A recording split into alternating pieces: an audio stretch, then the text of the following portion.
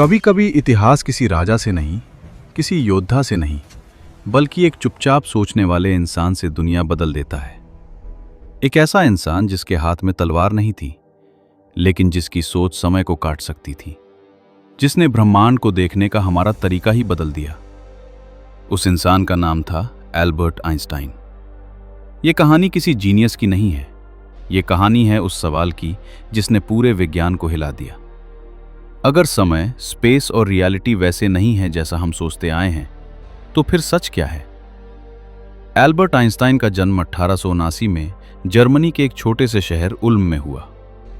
बचपन में वो ना तो बहुत तेज बोलते थे और ना ही स्कूल में कोई एक्स्ट्राऑर्डिनरी छात्र माने जाते थे।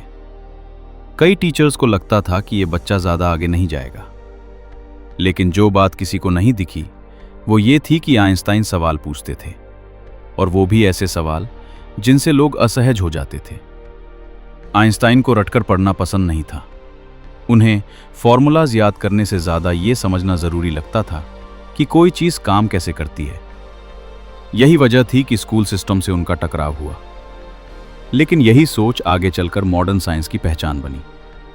1905 एक ऐसा साल जिसे आज एनस मिराबिलिस यानी चमत्कारों का वर्ष कहा जाता है। उस समय आइंस्टाइन कोई बड़ा प्रोफेसर नहीं थे। वो स्विट्जरलैंड के बर्न शहर में एक पेटेंट ऑफिस में क्लर्क की नौकरी कर रहे थे। दिन में इन्वेंशंस की फाइल्स देखते थे और रात में यूनिवर्स के बारे में सोचते थे। इसी साल उन्होंने 4 ऐसे पेपर्स पब्लिश किए जिन्होंने फिजिक्स की दिशा ही बदल दी। आइंस्टाइन की सबसे प्रसिद्ध खोज थियरी ऑफ रिलेटिविटी मानी जाती है। लेकिन इससे पहले एक सवाल, अगर 2 लोग अलग अलग गति से चल रहे हों तो क्या समय दोनों के लिए एक सा रहेगा? सदियों तक माना गया कि समय हर जगह एक जैसा चलता है। आइंस्टाइन ने पहली बार कहा, नहीं। स्पेशल रिलेटिविटी के अनुसार समय और स्पेस एब्सोल्यूट नहीं है। अगर कोई ऑब्जेक्ट तेज गति से चलता है तो उसके लिए समय धीमा हो जाता है और स्पेस सिकुड़ जाता है। इसे टाइम डायलेशन और लेंथ कॉन्ट्रैक्शन कहा जाता है। यह कोई कल्पना नहीं थी। आज जीपीएस सैटेलाइट्स को करेक्ट टाइम देने के लिए आइंस्टाइन की इक्वेशंस का इस्तेमाल होता है। अगर रिलेटिविटी को इग्नोर कर दिया जाए तो जीपीएस हर दिन किलोमीटर तक गलत लोकेशन दिखाएगा। इसी थ्योरी से निकला दुनिया का सबसे प्रसिद्ध इक्वेशन E बराबर mc²। इसका मतलब यह था कि मास और एनर्जी एक ही चीज के 2 रूप हैं। थोड़े से मास में भी अपार एनर्जी छुपी होती है। यही इक्वेशन आगे चलकर न्यूक्लियर पावर और एटॉमिक रिएक्शंस की फाउंडेशन बनी। यह सच है कि आइंस्टाइन ने एटॉमिक बॉम्ब नहीं बनाया, लेकिन उनकी इक्वेशन ने यह दिखा दिया कि ऐसा संभव है। बाद में खुद आइंस्टाइन ने इस बात पर अफसोस भी जताया और न्यूक्लियर हथियारों के खिलाफ आवाज उठाई। 1915 में आइंस्टाइन ने जनरल रिलेटिविटी दी। यहां उन्होंने ग्रेविटी को फोर्स मानने से इनकार कर दिया। उनके अनुसार ग्रेविटी कोई खिंचाव नहीं है, बल्कि स्पेस टाइम का मुड़ना है। जब कोई भारी वस्तु जैसे तारा या ग्रह स्पेस टाइम को मोड़ता है तो दूसरी वस्तुएं उसी मुड़े हुए रास्ते पर चलती हैं। इस थ्योरी की पुष्टि 1919 में हुई, जब एक सोलर एक्लिप्स के दौरान स्टार्स की पोजीशन बदली हुई दिखाई दी। यह वही इफेक्ट था जिसकी भविष्यवाणी आइंस्टाइन ने की थी। उसी दिन आइंस्टाइन दुनिया भर में फेमस हो गए। आज black holes, gravitational lensing, gravitational waves, ये सब जनरल रिलेटिविटी की वजह से समझे जा सके। 2015 में जब पहली बार ग्रेविटेशनल वेव्स डिटेक्ट हुई तो उसे आइंस्टाइन की थ्योरी की जीत माना गया। अब आते हैं फोटो इलेक्ट्रिक इफेक्ट पर, वो खोज जिसके लिए आइंस्टाइन को नोबेल प्राइज मिला। आइंस्टाइन ने बताया कि लाइट सिर्फ वेव नहीं, बल्कि पार्टिकल्स यानी फोटॉन्स से बनी होती है। जब ये फोटॉन्स किसी मेटल पर पड़ते हैं तो इलेक्ट्रॉन्स बाहर निकल आते हैं। आज solar panels, automatic doors, camera sensors, ये सब इसी प्रिंसिपल पर काम करते हैं। दिलचस्प बात यह है कि नोबेल कमेटी ने रिलेटिविटी को बहुत रेवोल्यूशनरी मानकर अवार्ड देने में हिचकिचाहट दिखाई, लेकिन photo electric effect experimentally proven था। इसके बाद आइंस्टाइन ने ब्राउनियन मोशन को एक्सप्लेन किया।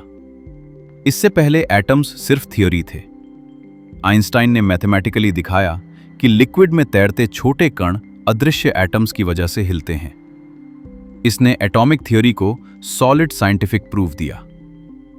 अब कहानी में आते हैं इंडियन साइंटिस्ट सत्येंद्र नाथ बोस। बोस ने क्वांटम थ्योरी पर एक पेपर लिखा और आइंस्टाइन को भेजा। आइंस्टाइन ने उस पेपर को न सिर्फ ट्रांसलेट किया बल्कि आगे बढ़ाया। इसी से बोस आइंस्टाइन स्टैटिस्टिक्स और बोस आइंस्टाइन कॉन्डेंसेट का जन्म हुआ। बोस आइंस्टाइन कॉन्डेंसेट मैटर की वो अवस्था है जहां पार्टिकल्स इंडिविजुअल आइडेंटिटी खो देते हैं और एक ही क्वांटम वेव की तरह बिहेव करते हैं।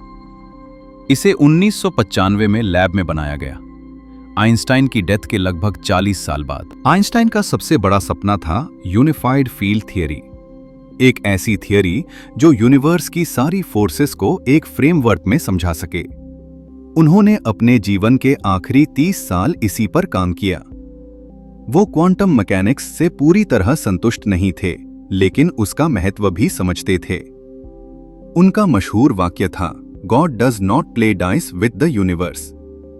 इसका मतलब ये नहीं था कि वो साइंस के खिलाफ थे, बल्कि वो रैंडमनेस के पीछे भी कोई गहरा ऑर्डर ढूंढ रहे थे। आइंस्टाइन सिर्फ साइंटिस्ट नहीं थे, वो मानवता, शांति और इमेजिनेशन के समर्थक थे।